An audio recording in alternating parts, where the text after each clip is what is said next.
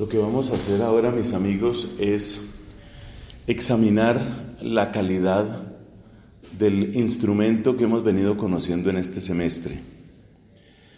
Cuando estudiamos la manera de hacer teología, o lo que podríamos llamar el método teológico, en un autor como Santo Tomás, nuestro interés no es solamente arqueológico o histórico.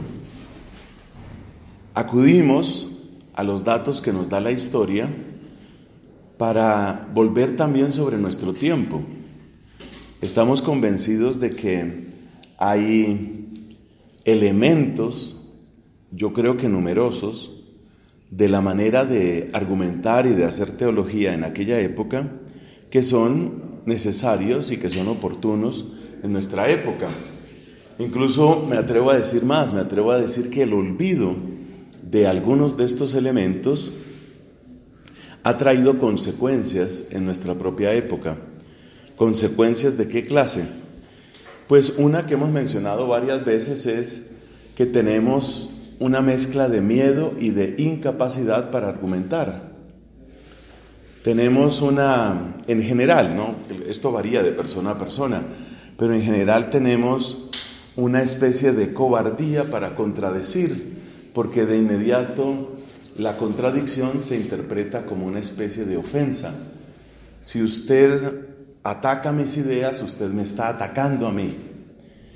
Observemos que esa manera un poco cobarde de obrar frente a la argumentación, pues erosiona y debilita el conjunto del saber teológico, porque donde no es posible contradecir, entonces no es posible argumentar, y donde no es posible argumentar, ¿qué es la teología o en qué se convierte? En una nube de opiniones. Tú dices cualquier cosa y es tan válido como lo que diga cualquier otro. Por supuesto, es una gran pérdida de tiempo aprender una cosa así, porque si uno siempre puede decir lo que le parece, pues entonces eso también significa que no tiene ninguna necesidad de estudiarlo. Hay 3 personas en la Trinidad, ¿qué importa? Pueden ser 2, pueden ser 8. Tengo un tío que dice que son 9, ¿qué pasa? No pasa nada. Entonces, si la teología no puede argumentar, se erosiona, se resquebraja desde dentro. Por otro lado, aprender a argumentar, pues tiene todas unas condiciones, que es un poco lo que hemos visto en nuestras reuniones pasadas. O sea, yo creo que sí hay algo y mucho que podemos aprender. Ese instrumento, esa herramienta, requiere que la pongamos a prueba. Para conocer qué tan buena es una herramienta, lo que uno hace es trabajar con ella. Si a ustedes le dicen que un determinado computador es mucho mejor, pues usted lo primero que hace es encenderlo y ver si es tan rápido y tiene tan buena memoria como le dicen, si la pantalla corresponde a la publicidad y así sucesivamente. Y así con cualquier otra herramienta. Entonces, lo que vamos a hacer ahora, para cerrar nuestro curso, lo que vamos a hacer ahora es un ejemplo, examinar un ejemplo de solución de una cuestión teológica. Es decir, vamos a ver un caso de cómo se trata un problema duro, un problema difícil, utilizando el tipo de distinciones, el tipo de avance que plantea un autor como Tomás de Aquino. Entonces, ese es el ejercicio que queremos hacer en este momento. El propósito para nosotros, repito, es conocer la herramienta. Propiamente el tema que vamos a plantear, que es la cuestión teológica, una cuestión teológica sobre la voluntad de Dios, no es directamente relacionado con Santo Tomás como tal. Este problema lo tendrá que abordar todo teólogo. Pero en nuestro curso es útil porque es un problema difícil, porque es un problema en el que hay distintas respuestas, porque es un problema que pues nos obliga a llevar la argumentación hasta sus últimas consecuencias. Y el problema que vamos a estudiar es ese: ¿se hace siempre la voluntad de Dios? Tomémosle el pulso a ese problema y démonos cuenta de las resonancias que tiene. Una vez más insisto, es un ejemplo, pero es un ejemplo que a nosotros nos sirve para probar una herramienta. Mientras yo hablo aquí, usted puede pensar en muchos otros autores, antiguos o modernos, y puede plantearse cómo resolvería este mismo problema ese autor. Usted puede pensar en la teología política de Metz, o puede pensar en la teología de la revelación de Barth, o puede pensar en la teología de la liberación tipo Leonardo Boff, o puede pensar cualquier otro ejemplo. Usted trate de pensar cómo abordaría este problema ese otro teólogo, porque es de los problemas que realmente lleva la teología hasta el límite, por eso lo he escogido. La pregunta, la repito, es: ¿se hace siempre la voluntad de Dios? Entonces, profundicemos un poquito la pregunta, entendamos por qué es tan difícil esta pregunta. Para una persona que no cree en Dios, esta pregunta es una de las objeciones favoritas, porque pone en conflicto dos afirmaciones que se supone que tenemos que hacer los que somos creyentes. Una afirmación es que Dios es poderoso, y junto con poderoso es bueno, y junto con bueno es sabio. Entonces, por eso se plantea ese problema que lo hemos comentado en otras ocasiones. Frente al mal, frente al sufrimiento, sobre todo frente al sufrimiento de un inocente, entonces la pregunta es: ¿ahí qué está pasando? ¿Que Dios no puede solucionarlo? Entonces no es omnipotente. ¿Que Dios no sabe que esa persona está sufriendo? Entonces no lo sabe todo.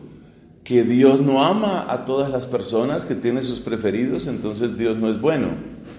Da la impresión de que si uno quiere afirmar que Dios es a la vez poderoso, sabio y omnipotente, no hay manera, no hay por dónde explicar que haya sufrimiento, sobre todo sufrimiento de personas inocentes. Ya se trate del sufrimiento que sobreviene por causa de una enfermedad. Piense usted en el cáncer de un niño. Cuando uno lleva varios años en este servicio sacerdotal, pues tarde o temprano se encuentra con esos casos. El caso de un niño que nace y a los 2-3 años tiene un cáncer y muere a los 6 años, los papás destrozados, ahí no hubo sino dolor, y uno termina preguntándose cuál es el sentido de eso y dónde está Dios.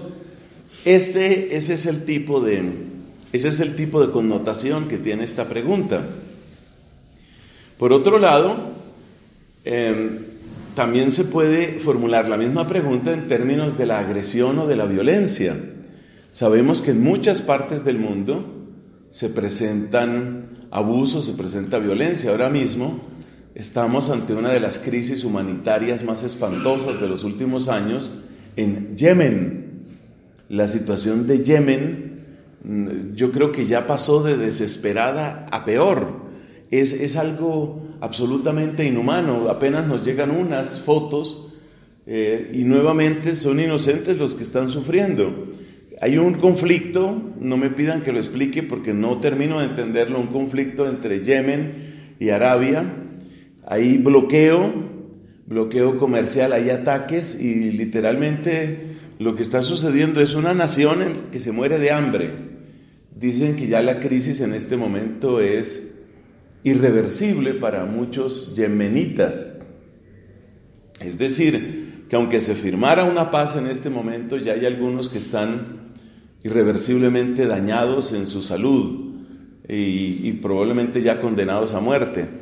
Entonces, pues ahí viene la pregunta, y la voluntad de Dios, ¿dónde aparece ahí? ¿Dónde está Dios? ¿Y qué tiene que ver Dios con esto? Y ese tipo de cuestiones. Así que aquí se junta un elemento teórico, que es el que puede plantear, por ejemplo, una persona atea o enemiga de la fe, y aquí está también una genuina pregunta que se hace cada uno de nosotros, porque aunque seamos creyentes, pues tenemos también un dolor de ver que no hay una explicación para eso. Así que está lo teórico, pero también está lo existencial, incluso lo emocional. Esto le toca a uno profundamente. ¿Cómo abordar un problema de esta naturaleza? En algún momento, más adelante, hacia el final de esta exposición, vamos a presentar lo que llamamos falsas soluciones. una falsa solución, por adelantar un poco de eso, una falsa solución es decir que Dios en realidad no lo quiere, pero lo permite. Bueno, eso suena más o menos razonable, pero por muy poco tiempo, porque inmediatamente dices, pero entonces, ¿por qué lo permite? Si realmente es poderoso, volvemos al principio, si es un Dios que es poderoso, si es un Dios que es omnisapiente, todo lo sabe, omnipotente, todo lo puede, un Dios que está en todas partes y un Dios que es infinitamente bondadoso, entonces ahí donde está Dios. Para algunas personas este tipo de pregunta ni siquiera es una teoría, es algo que está en su propia vida. Yo me acuerdo de una mujer ya bastante adulta que sufrió abuso, como tristemente le ha sucedido a tantas mujeres. Esta mujer sufrió abuso en su infancia. Ella hizo lo que hace una niña en esas circunstancias, hablar con la mamá. La persona que parece que abusaba de ella, no sé qué tipo de abuso exactamente, tengo entendido que no era exactamente una violación, ese tipo de cosas como tocamientos y cosas parecidas, algo absolutamente humillante, algo que turba, algo que destruye, que devasta a una niña. Pero la persona que estaba haciendo esto era un pariente cercano, por decir algo, qué sé yo, primo, tío, lo que sea. Cuando esta niña logra vencer su miedo, se sobrepone a su miedo y habla con la mamá para decirle eso, entonces la mamá no le cree y entonces le pregunta,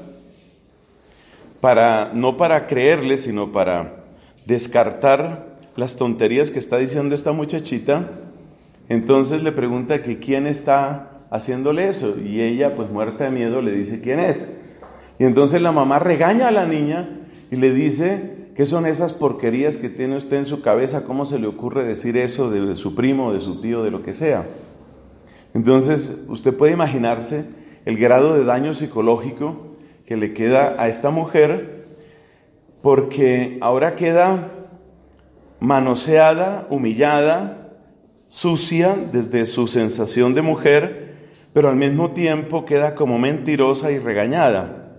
El tiempo pasa y entonces ella se hace esta pregunta, bueno, ¿y por qué Dios sí cuidó a otras mujeres y no me cuidó a mí?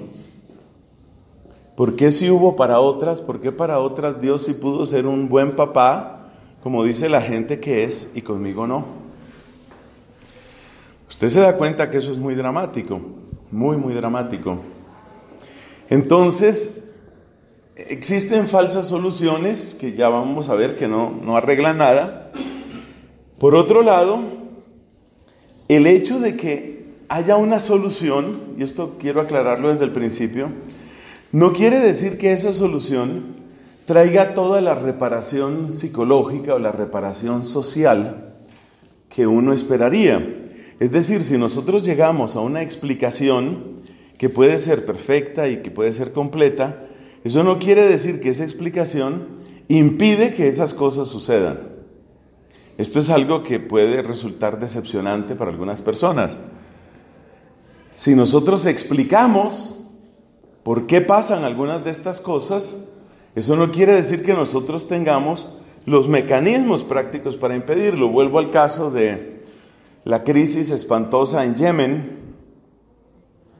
Si nosotros llegamos a una explicación, cualquiera que sea, esa explicación no va a poder aliviar el dolor indescriptible de las mamás que están enterrando a sus hijos que simplemente se murieron por falta de una medicina o que se murieron de hambre. Una cosa es tener una explicación y otra cosa es tener una solución en términos existenciales. Aquí hablamos de una solución propuesta, utilizamos la palabra solución, pero es la solución al problema teológico. Por supuesto, esto nos lleva a otro tipo de inquietudes. ¿Para qué sirve entonces hacer teología? Carlos Marx decía, los filósofos llevan mucho tiempo explicando el mundo, lo que hace falta es cambiarlo. Nosotros no oponemos entender el mundo y cambiar el mundo, Más bien nos parece que para cambiar el mundo en la dirección correcta es necesario entender las cosas lo mejor posible. Porque una comprensión equivocada de las cosas puede hacer todavía peor una situación que ya es mala. Entonces, pregúntese usted, ¿qué quiere? Hay un refrán que dice que el que está en la olla, si salta, cae en las brasas, ¿no? O sea, no siempre la solución está en tomar la acción que parece más próxima o que alivia inmediatamente. Y eso se le puede decir al mismo marxismo. El marxismo aplicado por Lenin y Stalin en la Unión Soviética produjo mucha más miseria, muchos más muertos que todo lo que había producido el sistema burgués y el sistema monárquico en Rusia. O sea que entender bien no es malo. No es la solución completa, pero no es malo. Podemos decir que entender bien es ponerse en la mejor ruta posible para una solución. Bueno, entonces, empecemos nuestro recorrido aludiendo a varios textos de Tomás de Aquino y que aparecen en estos 8 pasos que están en el tablero. Lo primero es situar un contexto. Lo primero es saber de qué nos están hablando. Esto dónde se estudia, esto por dónde ¿cómo se dice? Esto por dónde se agarra. Esto a qué parte del conjunto de la teología pertenece. Entonces necesitamos un contexto. Y el primer contexto que encontramos es el contexto de los atributos de Dios. Si vamos a hablar de la voluntad de Dios, el primer contexto serán los atributos de Dios. De eso es lo que vamos a hablar. ¿Dónde se estudia el tema de los atributos de Dios? Pues guiándonos por la Suma Teológica, en la primera parte de la Suma, lo primero que se estudia es sobre qué es la teología, lo cual pues hemos visto nosotros. Lo segundo que se estudia es sobre la existencia de Dios. Y una vez que se habla de la existencia de Dios y de cómo es razonable o en qué sentido es razonable hablar de la existencia de Dios, entonces se empieza a hablar de los atributos de Dios.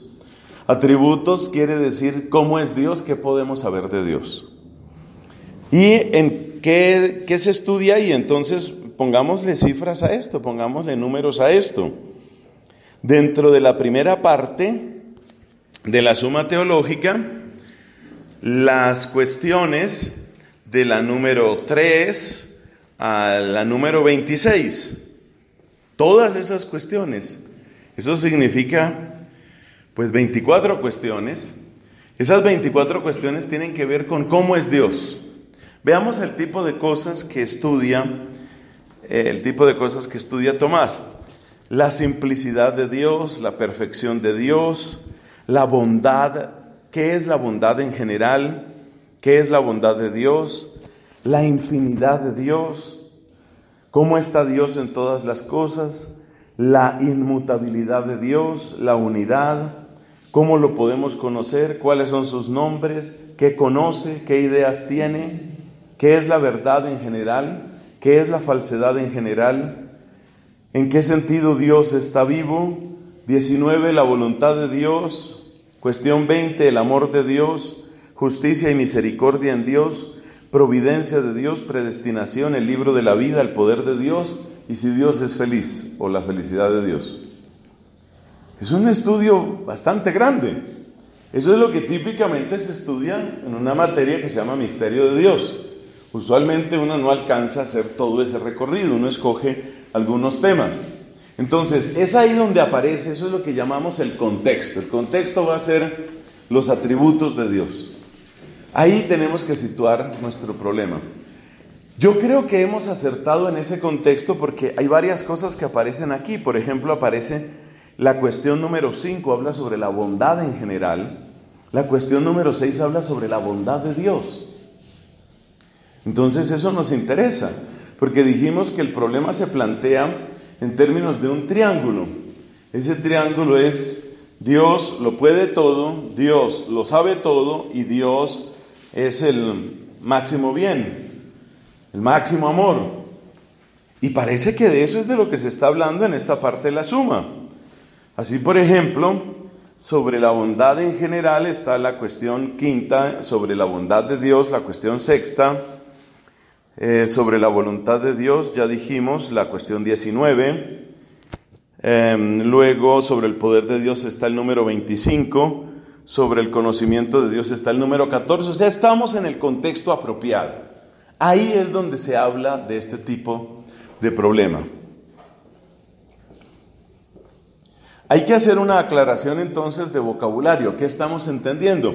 Nosotros decíamos que una de las principales dificultades, de los principales obstáculos para aprender a argumentar es el tema del lenguaje. Cada persona pues suele utilizar las palabras de un modo muy peculiar. Entonces, ¿qué es lo que usted está entendiendo? ¿Qué entiende usted por ser bueno? ¿Qué entiende usted por ser libre? Una de las cosas que vamos a tener que mencionar aquí es sobre el tema de la libertad. ¿Qué entiende usted por ser libre? Ese tipo de aclaraciones son necesarias.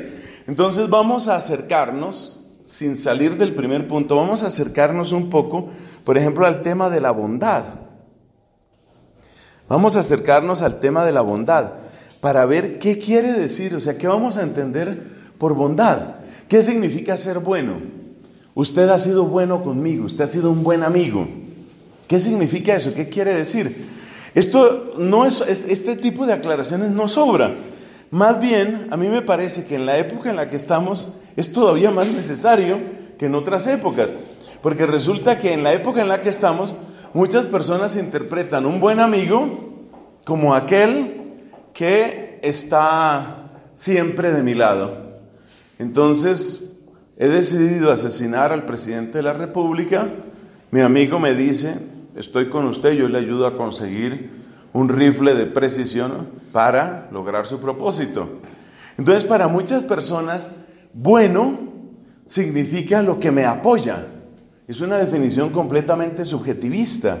Bueno es lo que me apoya. Para otras personas, bueno es lo que a mí me gusta.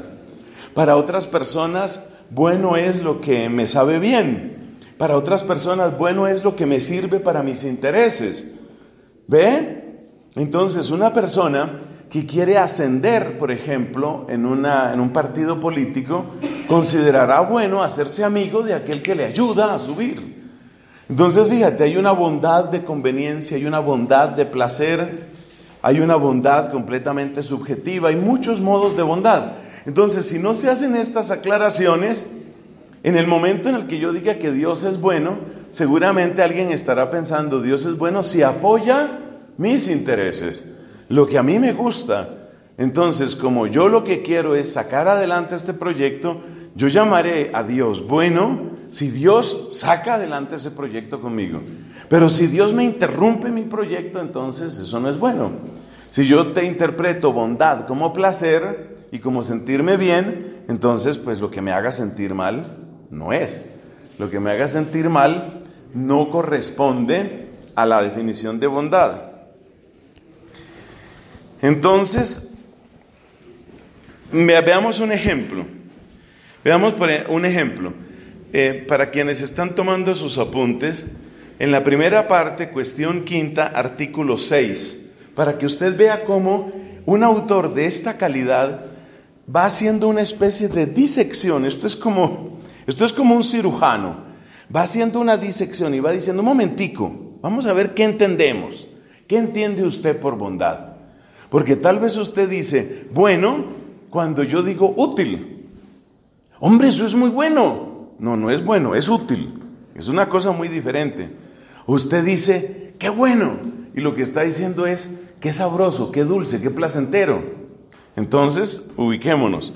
Le voy a dar solo un ejemplo. Por supuesto que aquí no podemos tomar todas estas decenas de cuestiones teológicas, pero estamos conociendo la herramienta, conociendo cómo un autor de estos va abordando las cosas y va haciendo un proceso que en el fondo es un proceso racional, es un proceso de razones. Venga y razonemos. Ese es Santo Tomás de Aquino y así son los buenos teólogos en general. Venga y razonemos. ¿Qué es lo que usted entiende por esto? Hombre, es que lo que usted entiende por bueno, yo lo llamo placentero. Usted va a llamar bueno todo lo que se siente bien, pero eso no es lo que yo entiendo por bueno. Ay, ¿por qué me tengo que quedar yo con la definición suya? Esa es otra pregunta. ¿Por qué tengo que quedarme con una definición o con otra? Pues no peleemos por palabras, pero le voy a decir una cosa. Es bueno que tengamos en cuenta, y viene otra vez el bueno, ¿no? Es bueno que tengamos en cuenta que hay distintos usos. Hagamos un mapa de esos usos.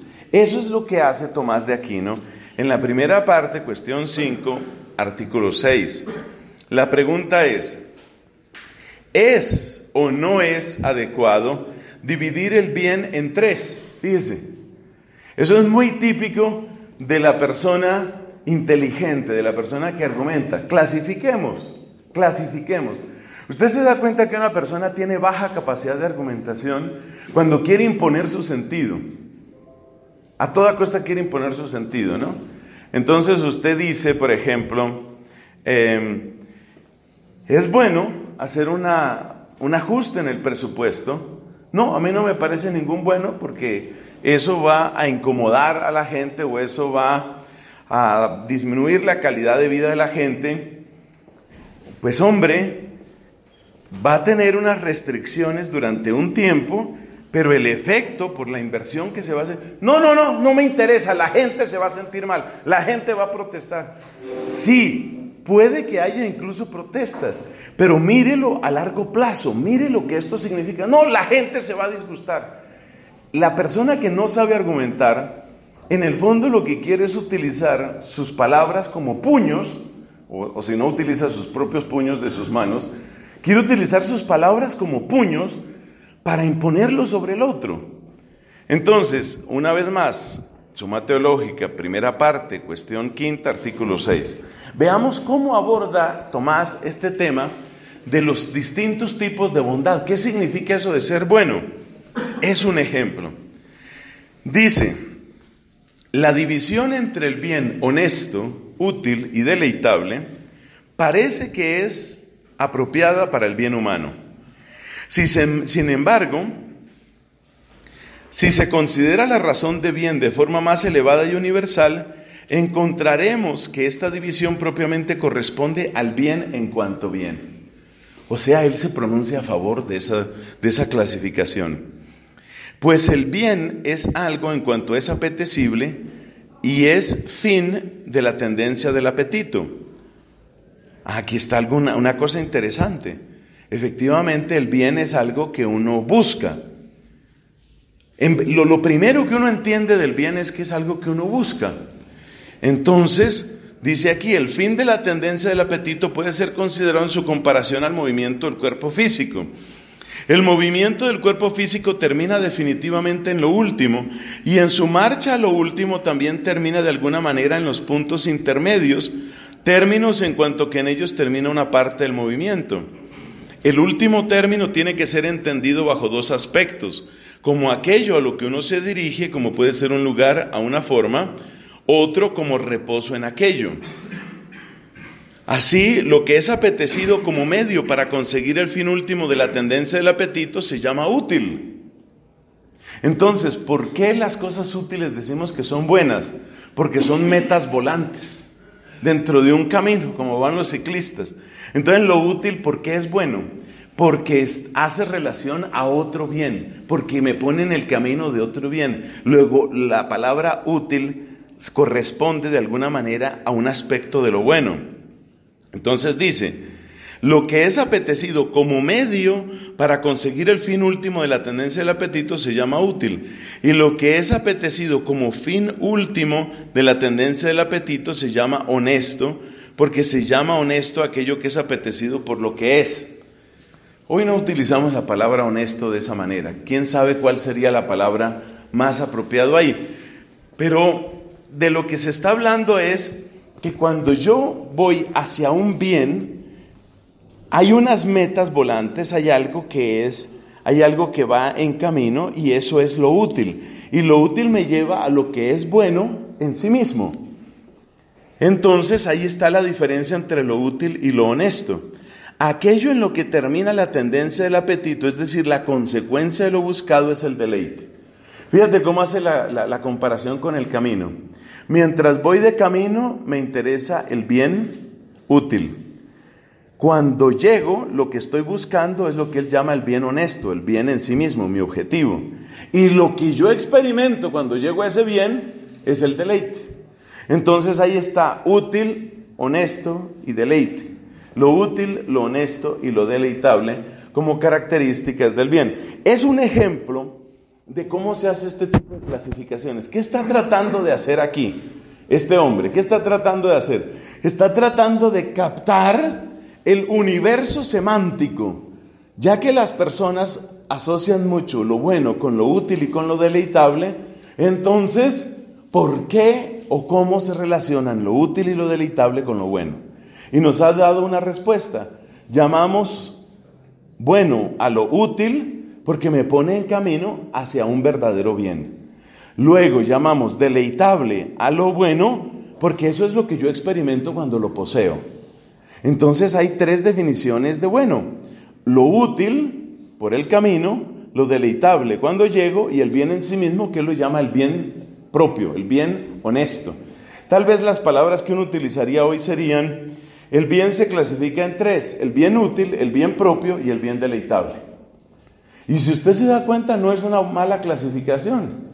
Prácticamente todo lo que usted llama bueno, cuando usted dice esto está bueno, a mí me parece que lo bueno es esto, una persona es buena, tiene que ver con estas tres palabras. Es un ejemplo de clasificación. Entonces ya tenemos el contexto en el que se aborda una pregunta tan dura, una pregunta tan difícil es este. El contexto se llama los atributos de Dios. Ahí es donde tenemos que estudiarlo. Pero como vamos a tener que ver con el poder de Dios, entonces asomémonos un poquito a cómo se entiende eso del poder de Dios.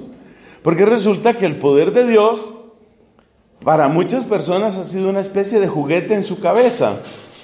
Usted sabe, por ejemplo, esas paradojas que se plantean con el poder de Dios, de las cuales la más famosa es: ¿puede Dios hacer una roca tan grande que luego no pueda moverla? Eso se plantea como una especie de juego mental que en parte es una burla, ¿no? Una burla sobre el poder de Dios.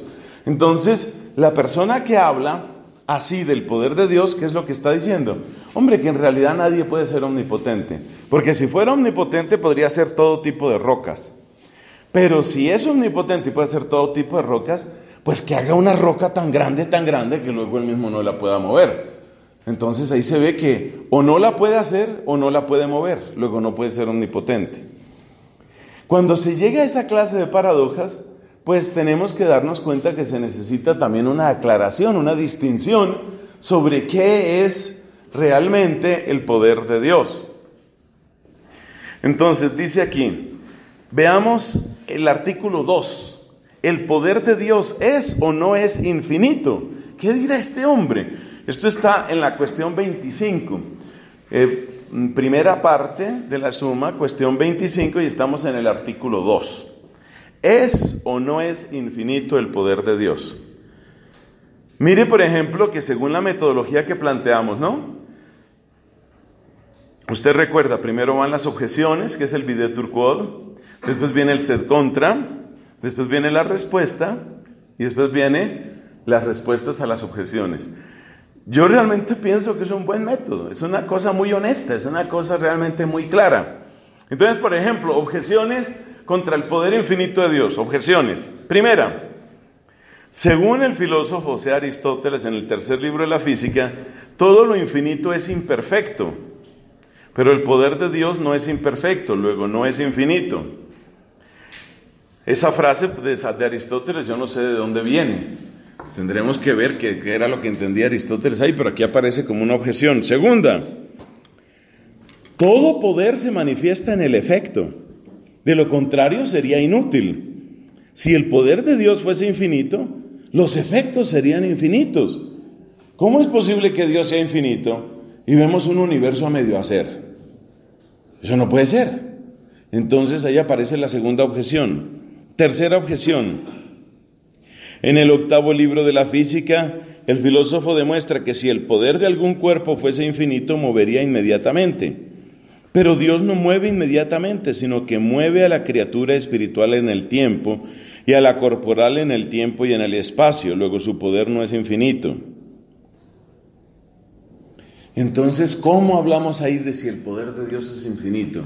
Viene la respuesta, primera parte, cuestión 25, artículo 2. Ya se dijo que en Dios se encuentra la potencia activa en cuanto Él mismo es acto. Y su ser es infinito en cuanto que no está limitado por ningún recipiente. Fíjese la definición. ¿Cómo entendemos infinito? ¿Infinito quiere decir que Dios hace lo que se le da la gana? No, no es eso. Entonces, el que está diciendo que ¿puede Dios hacer que 2 más 2 sean 5? A ver, dígame, a ver, ¿puede hacer que 2 más 2 sean 5? No puede, ¿cierto? Entonces no es infinito. Señor, ¿qué está entendiendo usted por poder? ¿Qué está entendiendo por poder? Porque lo que brota de la revelación y lo que se viene demostrando dentro de este camino racional, que es la primera parte de la suma, es lo que aquí se dice. Infinito en el sentido de que no está limitado por ningún recipiente. En todos los agentes se observa que cuanto mejor participa de la forma con que obran, tanto mayor es su poder para obrar. Lo mismo que cuanto más caliente es un cuerpo, tiene mayor poder para calentar. Como la esencia divina por la que Dios obra es infinita, su poder es infinito.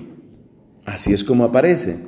Entonces, el infinito de Dios, el poder infinito de Dios, la omnipotencia de Dios no es una omnipotencia caprichosa.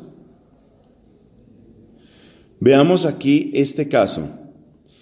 Lo que Dios hace, para que usted vea el tipo de preguntas que hace un teólogo de estos. El artículo 6 de esta misma cuestión 25. Lo que Dios hace, ¿lo podría hacer mejor? Esta es otra pregunta. ¿Lo que Dios hace, lo podría hacer mejor?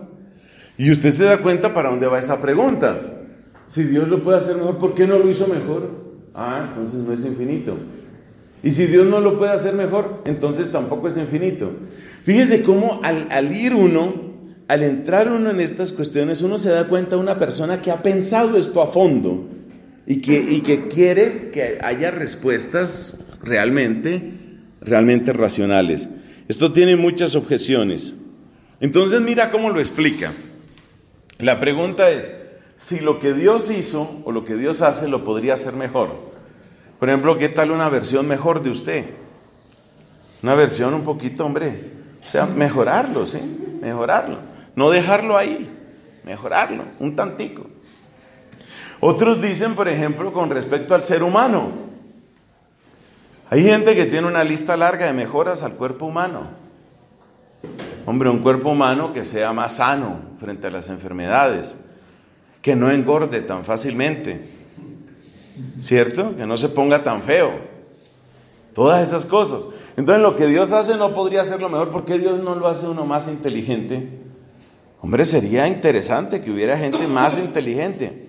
Hay mucha gente por ahí que uno dice, una mejorita, ayudaría un poco. Respuesta. Cuando se dice que Dios puede hacer algo mejor de lo que lo hace... tengo que ver primero la respuesta. La bondad de algo es doble.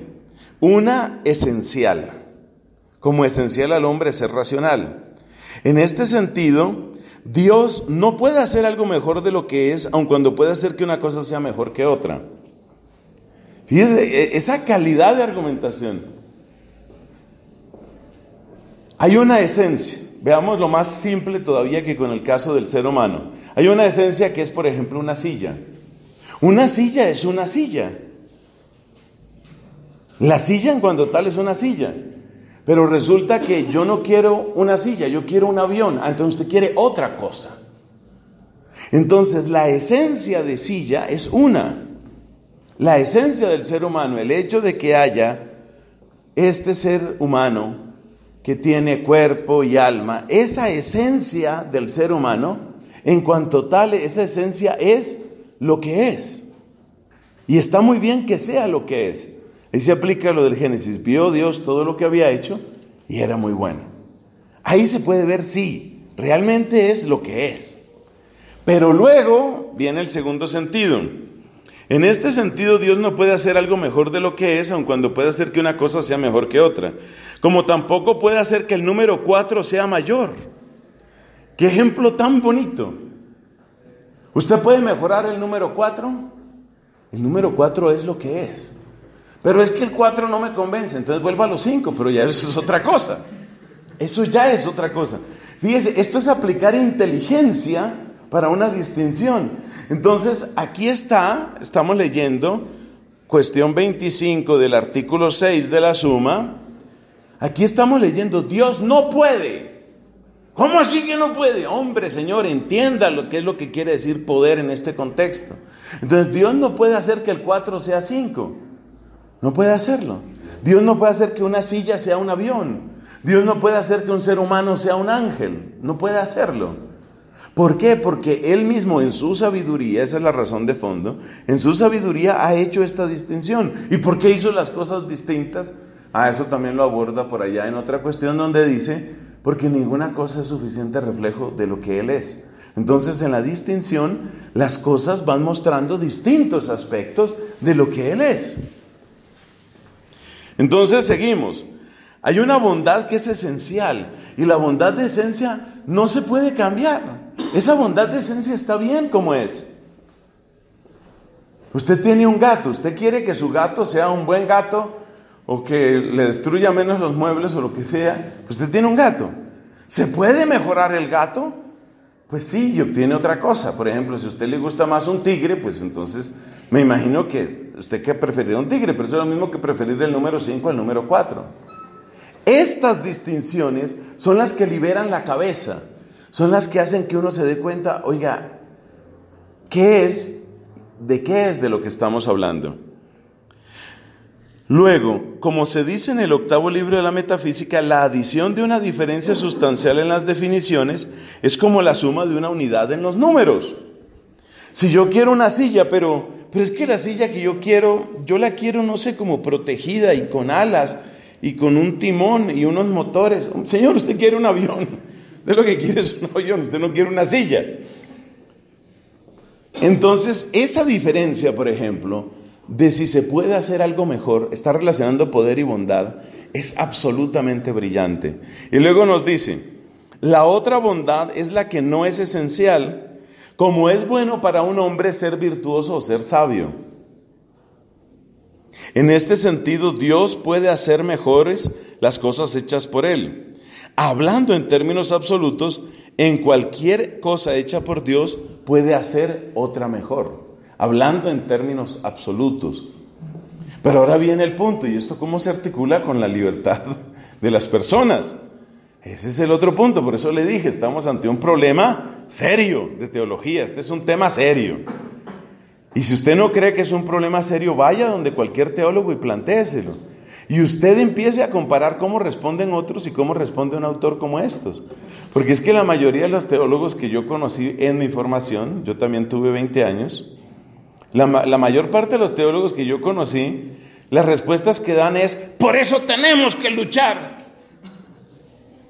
Señor, usted no explicó nada. ¿Por qué se está muriendo ese niño de cáncer? Hay que luchar contra el cáncer. Sí, pero el niño se va a morir.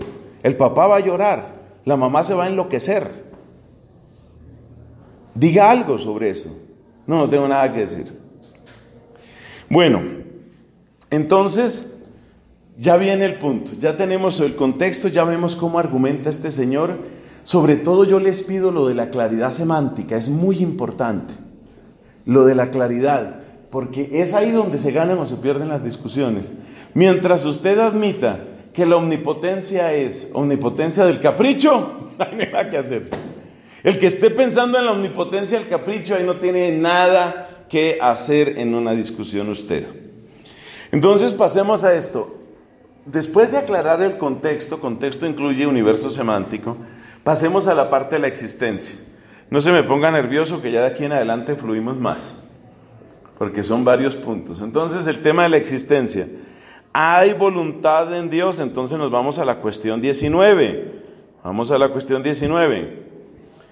Precisamente esa es la pregunta que se hace en el artículo primero. ¿Hay o no hay voluntad en Dios? Entonces, Dice, en Dios hay voluntad, como hay entendimiento. La voluntad sigue al entendimiento. Así como una cosa natural tiene ser por su forma, así también el entendimiento está en acto por su forma inteligible. Cualquier cosa está tan relacionada con su forma natural que cuando no la tiene, tiende a ella y cuando la tiene, descansa en ella. Lo mismo cabe decir de cualquier perfección natural que es un bien natural. En los seres carentes de conocimiento, esta tendencia al bien se llama apetito natural. Por eso, usted se da cuenta que en general, los seres luchan por sobrevivir, en general. Y a veces es dramático ver hasta dónde puede llegar un ser por sobrevivir. Es decir, hay una tendencia al ser. Cosa que si uno la analiza, es bastante elevada, casi mística se podría decir. Esa tendencia al ser. Porque usted se da cuenta que, por ejemplo, una persona, piensa en una persona perversa, una persona genuinamente perversa. Esa persona perversa no quiere dejar de existir. Lo que quiere es mostrar su poder. Quiere mostrar su poder. Incluso las personas que tienen la idea de cometer un crimen masivo, como tristemente sucede en esas masacres, tiroteos y cosas de esas, especialmente en Estados Unidos, usted se da cuenta que la persona primero hace un despliegue de poder. Entonces saca su rifle de asalto, saca su mini Uzi, saca su ametralladora y primero me llevo 40, 50, logré matar 80 y ya cuando se ve acorralado ahora me mato yo. Pero es una demostración de poder, Entonces fíjese cómo hay una tendencia a afirmar el propio ser. De hecho, como lo demuestran autores tan brillantes como Cicerón, el suicidio mismo suele ser una demostración de poder. Yo dispongo sobre mí. A mí usted no me viene a decir cuándo me vengo a morir yo dispongo sobre mí. Como por allá un famoso escritor español que tenía no sé qué cáncer, no sé qué cosa. Entonces él citó a sus amigos, hizo una liturgia laica, claro. Entonces él citó a sus amigos, una gran comida, mucho trago, muchas fotos, y mañana me mato, ¿no? Es decir, yo no voy a dejar que la enfermedad me destruya. Una especie de eutanasia llevada a su último extremo, ¿no? Entonces vamos a comer. Me gustan ya los españoles sus cochinillos, entonces vamos a comernos unos cochinillos y buen vino y mucha risa y todo eso, y mañana me tomo mi veneno o me inyecto lo que me tengo que inyectar. Y al otro día efectivamente ya organicé la fiesta, ya comimos, todavía con el cochinillo llegando al intestino grueso, veneno, listo. Se fue el cochinillo y se fue el autor. Y se acabó. Entonces fíjate que incluso en el suicidio hay un amor al ser, hay una tendencia al ser, y es que no podría ser de otro modo, porque si el ser no tuviera tendencia al ser, dejaría de ser, ¿no? Eso es algo como más o menos lógico, ¿no? En los seres carentes de conocimiento, esta tendencia al bien se llama apetito natural. Por eso la naturaleza intelectual tiene una tendencia similar al bien aprehendido por la forma inteligible. Esto es, cuando tiene el bien, en él descansa. Cuando no lo tiene, lo busca. Y resulta que descansar en el bien o buscar el bien son propios de la voluntad. Eso es propio de la naturaleza intelectual. Entonces usted dice, a mí no me interesa la verdad. Y yo le digo, a usted sí le interesa. Que no, le dije que no me interesa. ¿Y usted por qué contradice? Analice ese sencillo diálogo. Una persona dice, a mí no me interesa la verdad. El otro le dice, a usted sí le interesa. Y el primero replica, ya le dije que a mí no me interesa. Fíjate que al afirmarse en decir, a mí no me interesa la verdad, lo que está diciendo la persona es, yo quiero afirmar lo mío. O sea, no me da lo mismo afirmar que no me interesa a afirmar que sí me interesa. Y si no me da lo mismo afirmar una cosa que otra, quiere decir que hay una que sí quiero afirmar porque esa es la que yo reconozco como mía. Entonces sí hay una verdad. Y esa verdad es que yo reconozco como mía esa afirmación. O sea, el ser humano no logra escapar de eso. Otro ejemplo que suelo dar Es el caso de los grandes mafiosos que han sido maestros del engaño, de la trampa, de la estafa. Los grandes maestros de la estafa, los peores criminales, siempre se rodean de personas que sean absolutamente fieles y absolutamente sinceras. Aquí en Colombia tenemos el caso del terrible narcotraficante Pablo Escobar. Si usted lograba llegar a un círculo más o menos cercano a Pablo Escobar, dígale una mentira a Pablo Escobar y a ver qué pasa con usted. Entonces ahí es donde sale el muñeco ese de la libretica, ¿no? ¿Cómo fue que se dijo? ¿Cómo es que se llama el que me dijo la mentira? ¿No? Y ahí se acaba. O sea, es muy interesante porque Pablo Escobar, que era maestro del engaño, de la mentira, de la trampa, de la estafa, del sofisma, llegó incluso a ser congresista, ¿no? Usted sabe.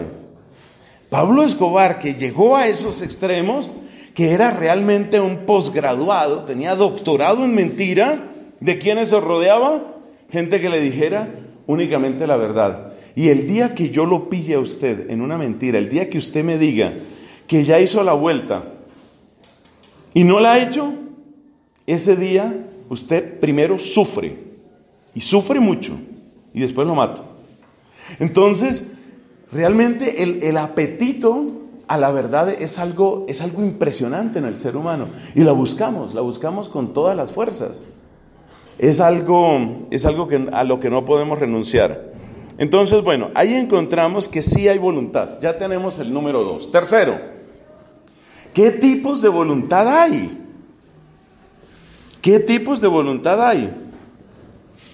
Entonces, por ejemplo, examinemos esto. Una pregunta difícil que nos va acercando a nuestro tema. Suma teológica, parte primera, cuestión 19, nos vamos al artículo 9. ¿Quiere Dios cosas malas? Fíjense, estamos ya muy cerca de nuestro problema. ¿Dios quiere cosas malas? Por supuesto, la señora piadosa, el muchacho piadoso, dice, no, ¿cómo se le ocurre? Dios no puede, eso no puede ser. Pero el preguntar respetuoso y honesto es parte de este ejercicio. Preguntar de manera respetuosa y honesta.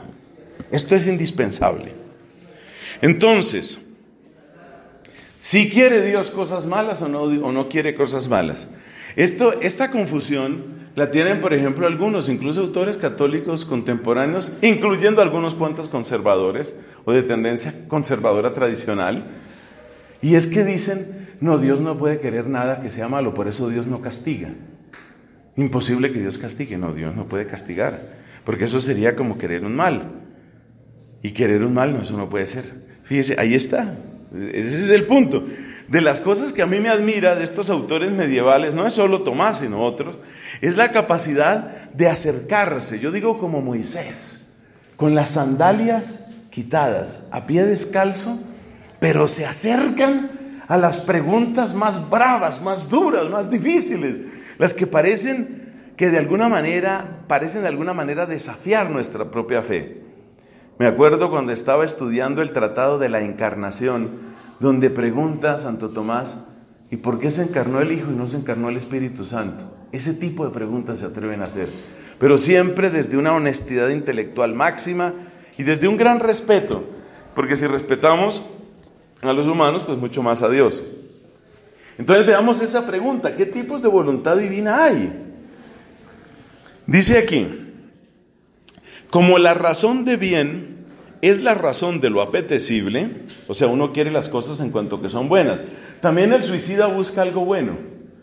Yo he tenido pocas ocasiones, no ha sido lo más frecuente en mi ministerio, pero yo he hablado con personas que manifiestan ganas de suicidarse, que quieren suicidarse. Y hace poco precisamente me sucedió uno de esos casos. Y entonces le decía yo, pues le preguntaba un poco, pues ¿por qué? Y mire la respuesta que me da, que es la más típica hasta donde yo he sabido: descansar. Tiene una angustia existencial, tiene una ansiedad, tiene una depresión, o sea, tiene algo malo. Y la persona dice, yo quiero descansar, quiero quitarme esto de encima, no puedo con esta ansiedad. Hay casos, por ejemplo, de personas a las que los remordimientos las llevan al suicidio. Yo no puedo vivir ya con esta culpa. Conocí el caso de una mujer que se suicidó años después de un aborto, porque tenía pesadillas recurrentes, donde estaba el tema de me mataste. Entonces enloqueció, se iba enloqueciendo de dolor y finalmente dijo, yo no puedo más, yo me mato y me voy con mi hija y me voy. Bueno, es una cosa trágica desde donde se mire. Pero entonces fíjate que aún la persona que busca un mal como suicidarse está buscando un bien. La persona que busca un mal como violar al otro está buscando alguna forma de bien. ¿Qué tipo de bien está buscando el violador? La afirmación de su ser, la afirmación de su poder, la afirmación de su placer, porque la afirmación del poder y la afirmación del placer son muy intensas afirmaciones del yo. Entonces el violador quiere una afirmación de su yo. Eso es lo que quiere. Uno siempre busca el bien. Una de las cosas más interesantes de Tomás al plantear su antropología es que el ser humano no puede dejar de querer el bien. Lo busca tal vez de manera equivocada, pero lo busca de alguna manera. El terrorista busca alguna forma de bien, o demostrar su poder, o empujar una causa que considera la importante y adecuada o lo que sea. Entonces sigamos. Lo apetecible siempre es apetecible en razón del bien. Es imposible que algún mal en cuanto tal sea apetecido, ni por apetito natural, ni por animal, ni por el apetito intelectual que es la voluntad. Ni por el apetito intelectual que es la voluntad. Bueno, y la persona, por ejemplo, masoquista, ¿qué tipo de bien quiere?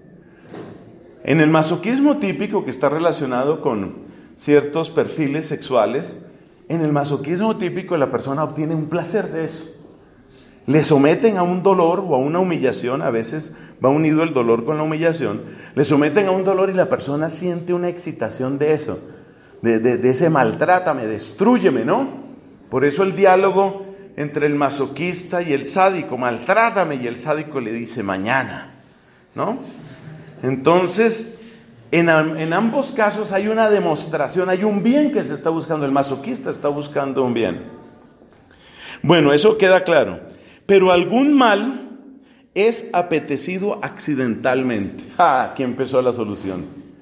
Algún mal es apetecido accidentalmente en cuanto que reporta algún bien. Le voy a dar el ejemplo más sencillo. Usted se encuentra, vamos a suponer que a usted le gusta mucho una fruta que se llama níspero. Eso a veces no se conoce por aquí en el centro de Colombia, pero usted sí lo conoce, el níspero. Delicioso el níspero. Y resulta que a veces el níspero se cae, pero cuando se cae ya está demasiado maduro y ya no sabe tan bien. Entonces lo mejor es en el árbol, tiene su punto preciso. Entonces usted va por un campo y usted ve su árbol de níspero y allá está, pero está incómodo. Entonces usted se sube al árbol y se raspa y se esfuerza y suda. ¿A usted le gusta rasparse? O sea, ¿usted agarraría una cosa, una lija para rasparse? No. ¿Por qué entonces acepta ese mal? Usted lo acepta, eso es lo que se llama de manera accidental. De manera accidental, ¿qué quiere decir? En razón de un bien. Entonces aparece un concepto muy interesante, el concepto de mal accidental. Es decir, no se busca el mal en cuanto tal. Y a veces se procura el mal accidental. Usted ve, por lo menos en mi época, ahora ya los niños son otra cosa. Pero en mi época uno lo llevaban a vacunar y era normalmente una experiencia traumática. Porque usted veía que se acercaba con una mirada sospechosa, se acercaba una persona con bata blanca y luego le hundía una aguja en su piel y usted lloraba. Y lo peor y lo más escandaloso es que la mamá, en vez de impedir que ese señor lo hiriera a uno, lo tenía y lo agarraba y lo sujetaba mientras le decía palabras blandas que uno no entendía. Tranquilo, papito, tranquilo, mi hijito, ya casi, ¿qué? Pero era un mal accidental. Entonces la noción de mal accidental es la clave aquí. Algún mal es apetecido accidentalmente en cuanto que reporta algún bien posterior. Y esa va a ser la clave. Esa va a ser la clave dentro de esto. Ahí le voy adelantando. ¿La clave cuál va a ser? La clave va a ser que lo que se va a decir es: Efectivamente, Dios sí quiere lo que sucede. Algunas cosas Dios las quiere directamente y a otras cosas Dios las quiere porque de ahí van a salir unos frutos mayores. Por supuesto, esos frutos mayores a veces están al alcance de nuestra inteligencia y a veces no. A veces usted no logra entender por qué. A veces usted tarda años en entender. Entonces usted va a entender cosas, usted algunas cosas las va a entender de aquí a un tiempo. Otras cosas las va a entender casi cuando se esté muriendo. Y habrá cosas que usted se muera sin entender. Pero es que la medida de la bondad no es la medida del entendimiento humano. Si yo fuera usted, escribía esa frase. La medida de la bondad. Yo no puedo juzgar enteramente la bondad con mi solo entendimiento. Porque es perfectamente razonable que así como hay cosas de ciencia y de filosofía que yo no entiendo, es perfectamente razonable que hay cosas de la vida, de la existencia, de la historia que yo no entiendo. La medida de la bondad no es la medida del entendimiento humano. Esto es muy importante porque subrepticiamente en esta pregunta se hace siempre la voluntad de Dios, se mete la idea de que si se está haciendo la voluntad de Dios yo debo poder entenderla. Y es muy posible que yo no logre entender algunas cosas.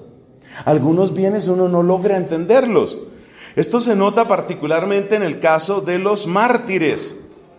Piense usted el mártir. El mártir por fe puede decir la frase de San Cipriano: la sangre de los mártires es semilla de nuevos cristianos. Usted lo puede decir, pero si a usted lo están destrozando, si usted ve que ya vienen las fieras a comérselo vivo, y usted sabe, primero irán por mí, porque soy el más jugoso. Si usted sabe eso, si usted sabe que viene ese ataque, usted realmente confía en que eso va a suceder. Pero usted ya no lo verá, por definición no lo verá porque lo van a matar. Entonces la clave, la gran distinción es esa. Existe el mal accidentalmente querido. Existe el mal accidentalmente querido en razón de un bien mayor. Ese bien mayor puede estar al alcance de mi vida. ¿Quiere usted dar un ejemplo de un bien mayor que está al alcance de su vida? Claro, tenemos a nuestro muy estimado San Ignacio de Loyola. Usted sabe que él tuvo su herida espantosa en su pierna. Y usted sabe que esa herida realmente le hizo sufrir casi de manera continua por cerca de un año. Y usted sabe que la recuperación fue muy lenta. Además, le hicieron una primera operación, no me imagino cómo serían las operaciones de esa época. Y esa primera operación salió mal. Entonces este hombre que prácticamente se había desmayado de dolor en la primera operación, le llega la noticia que otra vez tienen que hacerle otra. O sea, usted calcule lo que es ahora sufrir sabiendo lo que se me viene encima. Pero la vida pasó y Dios le concedió una vida suficientemente larga como para que San Ignacio viera todo el bien que salía de esos dolores. Pero no siempre es así. No siempre la vida va a ser lo suficientemente larga para que yo llegue a una respuesta. Bueno, existe el mal moral. Eso no tenemos que demostrarlo, eso es cierto. El mal moral existe. ¿Qué llamamos mal moral? Pues el mal moral es que una persona desea un mal para otra persona. Yo sé que usted tiene hambre, usted vive en Yemen, yo sé que usted tiene hambre, pero yo quiero que muchos de sus hijos en Yemen, o sea, muchos de los habitantes de Yemen, muchos de los niños de Yemen, yo quiero que muchos de ellos mueran. Quiero eso. ¿Por qué lo quiero? Porque yo quiero mostrar mi poder sobre ese país. Entonces el mal moral existe. Yo quiero esa destrucción. Quiero eso. ¿Por qué? Entonces viene la pregunta, estamos en el paso quinto. ¿Por qué existe ese mal? Ahí viene la cuestión de la libertad de los seres. ¿Existe libertad? O sea, ¿existe libre albedrío? Sí, existe libre albedrío. Pero el libre albedrío quiere decir que yo puedo escoger lo malo. Por ejemplo, yo puedo escoger la pereza por encima del trabajo. Me gusta la pereza. Una cosa que me gusta, eso de, hombre, levantarse uno tarde, no hacer nada por la mañana, descansar por la tarde, dormir la noche completa. Hombre, eso es bonito. A mí eso me gusta. Pero usted está destruyendo sus capacidades, usted está malogrando sus talentos. ¿Cómo se le ocurre hacer eso? Pero eso es lo que a mí me gusta. Entonces existe, el mal existe y el libre albedrío existe. Pero entonces viene una pregunta. ¿Y por qué existe ese libre albedrío? Esa respuesta la da Tomás, pero para no alargar demasiado no vamos al texto, sino yo les cuento nada más. ¿Cuál es la alternativa? Una pregunta para responder preguntas sobre lo bueno y lo malo es preguntarse por la alternativa. A ver, ¿cuál es la alternativa? Supongamos un universo en el que no existiera libre albedrío de ninguna forma. Sería un universo de robots. Un universo en donde todo está determinado y todo está condicionado para hacer las cosas de una determinada forma. Podemos decir que hasta cierto punto hay una imagen de lo que sería ese universo si nosotros pensamos en este planeta sin ningún ser humano. Si usted toma este planeta Tierra y usted saca a todos los seres humanos, con su imaginación por ahora, por favor. Si usted saca a todos los seres humanos del juego, ¿qué queda? Pues quedan los minerales, las plantas, los animales. ¿Hay responsabilidad moral en ellos? Ninguna. Es decir, sería un universo que seguiría su desarrollo, su florecimiento, seguiría todo aquello sin la intervención de una voluntad propiamente dicha. Porque la voluntad, en la definición de Santo Tomás, la voluntad siempre está ligada a la inteligencia, a la capacidad de elegir. O sea, no hay propiamente voluntad, sino hay propiamente elección. Y como hemos dicho, me parece en algunas ocasiones, ni los animales ni las plantas pueden elegir. Ya sabemos el caso de las plantas, ¿no? Cuando tienen sus hidrotropismos, usted pone una planta, la siembra en un pote de tierra y usted hace pasar agua únicamente por la derecha y tarde o temprano las raíces van buscando esa agua. La planta no puede decir, allá hay agua, pero voy a hacer ayuno de agua, no. O como decíamos en otra ocasión, el león no hace voto de castidad, está en celo la leona, tengo apetito, pero yo permaneceré célibe, seré un león célibe.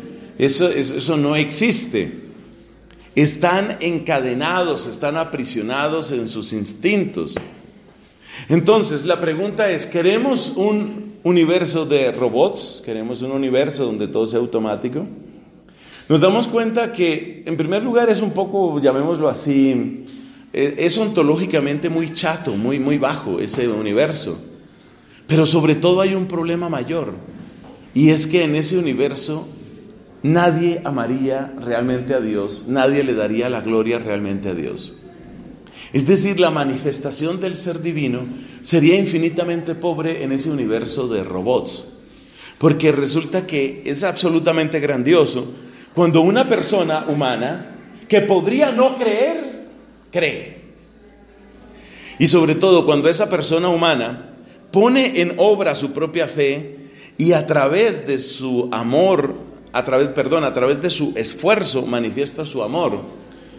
¿Quién va a negar que los duros trabajos por los que han pasado tantos hombres y mujeres virtuosos es una proclamación sublime de la gloria divina? Entonces, la manera como resuelve Santo Tomás el problema del mal es el siguiente.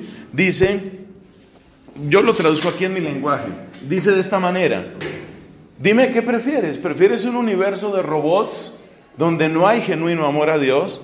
¿O prefieres un universo donde haya la posibilidad de amar, pero también la posibilidad de rechazar a Dios? Escoge, ¿cuál es el universo que tú quieres? Entonces uno se da cuenta que un mundo privado de toda posibilidad de amor libre hacia Dios es un universo muy chato, es un universo muy pobre. Y ese universo que es tan pobre, ese universo que es tan bajo, de ninguna manera resulta preferible. Es decir, hay una grandeza en la respuesta libre. Es la misma grandeza que existe entre, bueno, es una comparación un poco lejana, pero es la misma comparación que existe entre amar a una mujer hasta conquistarla y simplemente abusar de ella. Esa mujer, en ambos casos, puede llegarse a una relación sexual completa, pero la inmensa mayoría de las personas saben que la gran alegría no está en simplemente poseerla físicamente, sino en que ella quiera, en que ella ame, en que ella se sienta amada, en que ella se sienta feliz. Ahí está la grandeza. Eso es lo que realmente vale la pena. Entonces, la comparación no es tan lejana, porque los profetas muchas veces compararon a Dios con un enamorado. Es lo mismo que sucede en el caso, de Dios. Dios ha querido que nuestro corazón le pertenezca no a la fuerza como el que mueve una roca, no por instinto como el que hace crecer una planta o reproduce un animal. Dios ha querido que nuestro corazón le pertenezca en libertad y con amor, que nuestra respuesta sea una respuesta de amor. Y no puede haber genuino amor, no puede haber genuina respuesta de amor si no hay libertad. Por supuesto, esa libertad tiene un riesgo, y ese riesgo es que haya rebeldía, que es el caso de los demonios, o que es el caso del pecador empedernido. Es el caso del pueblo de dura cerviz, como lo llama la Biblia. Entonces, la formulación teológica última, pero ya con los antecedentes que tenemos, estamos pues cerca de la solución. La formulación teológica última, ¿cuál es? ¿Cómo es compatible la soberanía de Dios y la libertad de la criatura? Y entonces nos damos cuenta que esa soberanía de Dios tiene muchas dimensiones. Está una soberanía en el caso de la planta o del animal, que tienen que seguir leyes estrictas, pero también hay una soberanía que es la atracción de amor. O sea, yo no es que quiera simplemente que usted me obedezca, es que yo quiero que usted me obedezca con amor, y me obedezca con convicción, y me obedezca con felicidad. Entonces es con amor, con convicción y con felicidad. Eso es lo que yo quiero. Esto se parece demasiado al enamoramiento, demasiado. Es el mismo estilo. Entonces, ¿la soberanía de Dios se ejerce cuando el ser humano es libre? Claro. ¿En dónde se ve? En ese ser humano que con amor, con convicción y con gozo le dice sí a Dios. Pero viene un problema. ¿Y el que le dice no? ¿Dónde queda la soberanía de Dios si le dice que no? Respuesta. Si le dice que no, de todas maneras usted no tiene otra cancha donde jugar. Me explico. Usted juega en una cancha que se llama la creación. Usted es criatura. El hecho de que usted se rebele no hace que usted deje de ser criatura. Usted sigue siendo criatura. Entonces yo lo expreso con la metáfora de la cancha, ¿cierto? Porque si usted es aficionado al fútbol y usted dice, esta cancha no me gusta, yo no voy a participar de este campeonato, usted se puede ir a otro campeonato, usted se puede ir a otra cancha. Pero en el caso de la creación, no hay más canchas. Esa es la tragedia de Satanás, exactamente, que no hay más canchas. No puede irse a otra cancha, no puede crear su propio universo. Entonces decía, la doctora de la iglesia Catalina de Siena decía que el pecado es una especie de huida del cero, de amor a la nada. Es como rechazar lo que uno mismo es. Por eso le decía el Señor al apóstol Pablo, allá en el capítulo 9 de Hechos de los Apóstoles, le decía, no le dé patadas a un aguijón, hermano. O sea, ¿quién sale perdiendo? ¿Sí?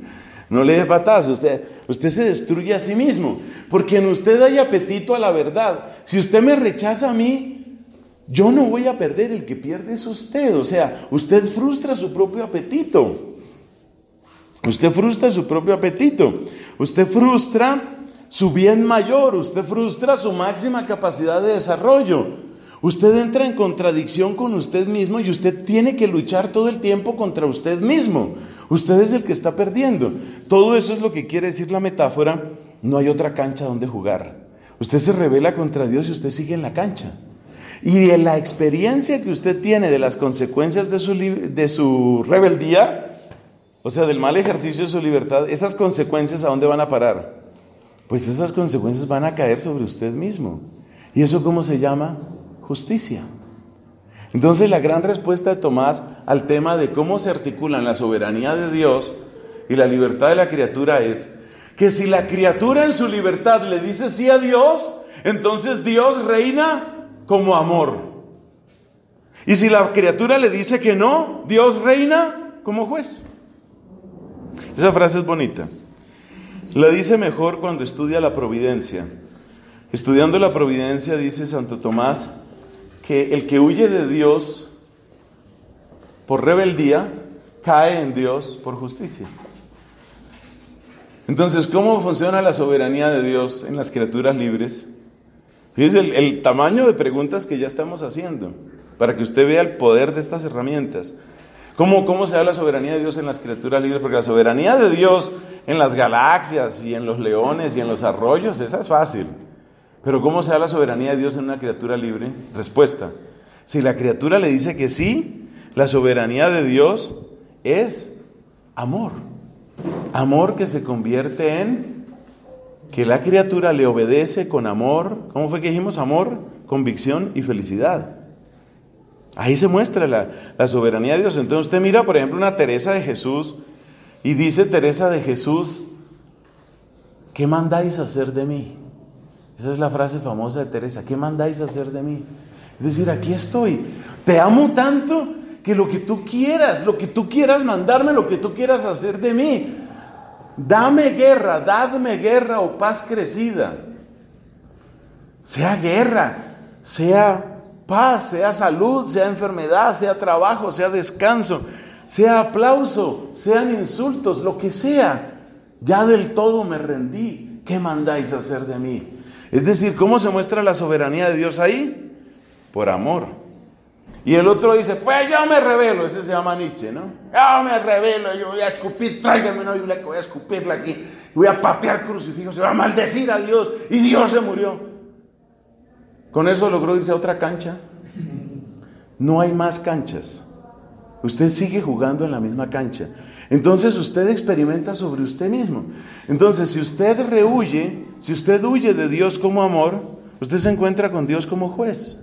Pero fue usted el que escogió, usted fue el que escogió encontrarse con Él como juez. Él no quería que usted lo encontrara así. La voluntad primera de Dios no es esa. La voluntad primera de Dios es que usted se lo encuentre como Padre amoroso, Abba. Pero si usted se rebela y tráigame el crucifijo para escupirlo, bueno, problema suyo. Entonces usted no huye de cancha, porque no hay más canchas, no hay otra posibilidad. Y eso tiene consecuencias, y esas consecuencias se expresan bajo el término general justicia. Bueno, ya podemos ver entonces por qué las falsas soluciones no nos convencen. Falsas soluciones, ¿cuáles son? Hombre, Dios no quería, pero Dios sí lo permite. Eso no convence. ¿Y entonces por qué lo permite? Eso no convence. Otra respuesta que es muy piadosa y es muy hermosa, pero es incompleta desde el punto de vista racional. Hay algunos que están diciendo: Dios no tiene ninguna respuesta frente al mal, Dios simplemente acompaña al que sufre. Hombre, se le agradece, ¿no? O sea, es bonito eso. Si uno está mal, uno agradece que lo acompañen. Digamos que esa es la respuesta existencial emocional, sí. Y eso es verdad, y es verdad sobre todo en el misterio sublime de la cruz. Pero eso no resuelve el problema. Porque alguien podría decir, perdónenme que esto va a sonar muy próximo a la blasfemia, alguien podría decir lo que dijo aquel ladrón, el ladrón malo, ¿no? Dicen que eran dos ladrones. Bueno, la Biblia dice que eran dos ladrones. Uno se convirtió y ese se llamaba Dimas. El otro no se convirtió o no aparece su conversión y ese se llamaba Gestas. Y Gestas le dice a Cristo: bueno, ¿y usted por qué no alivia esto entonces? Bájese usted y nos baja a nosotros. O sea que la pregunta de Gestas queda sin respuesta. Es bonito decir Dios acompaña en el dolor, y eso es cierto, bendito sea su nombre, sí. Pero entendamos que esa respuesta es incompleta. Entendamos que esa respuesta es incompleta porque no le responde a Gestas lo que preguntó. ¿Y por qué no te bajas? Y la respuesta real entonces, ¿cuál es? Porque hay Pascua, porque hay un bien mayor. Entonces, ¿cuál es la solución final? ¿Se cumple siempre la voluntad de Dios? En sentido esencial y absoluto, sí. Sí se cumple la voluntad de Dios, se cumple siempre. Y esa voluntad de Dios que se cumple siempre, se cumple de tal manera que en ocasiones es necesario pasar por males accidentales. O sea que está diciendo usted que el mal de mi hijo con cáncer o el mal de los niños que mueren en Yemen es un mal accidental. Dentro del conjunto de la creación, eso es exactamente lo que le estoy diciendo. que el sufrimiento de todo inocente, unido al sufrimiento de Jesucristo, tiene un valor infinito. Ese valor infinito no lo podemos entender. No lo podemos entender. Sí lo podemos afirmar, no lo podemos entender completamente. Así como tampoco podemos entender completamente por qué como oveja llevada al matadero fue Cristo a la cruz. Pero ahí hay luces, o sea, no podemos entender completamente, pero sí podemos entender un poco. Sí podemos entender que el sufrimiento inocente tiene un poder muy grande, muy, muy grande. Y hay filósofos que han hablado de esto. Si usted se va, por ejemplo, en la línea de un Martin Buber, en la línea de un Emmanuel Levinas, usted se da cuenta que hay un poder en la mirada de la persona que sufre. Por algo, por ejemplo, todos estos que son proabortistas, lo que más quieren es que no se vean las ecografías. En muchos estados está prohibido mostrarle una ecografía a una mujer que va a abortar. Porque en el momento en el que la persona toma conciencia de a quién va a matar, se detiene de matarlo. O sea que sí hay un valor en el sufrimiento inocente para detener el mal. Uno no lo entiende completamente, pero uno puede llegar a saber que esa es la línea de la respuesta. Bueno, hemos hecho un ejercicio teológico que yo creo que ayuda a ver cuál es la potencia que hay detrás de esta manera de hacer teología. Gloria al Padre, al Hijo y al Espíritu Santo, como era en el principio, ahora y siempre, por los siglos de los siglos. Amén.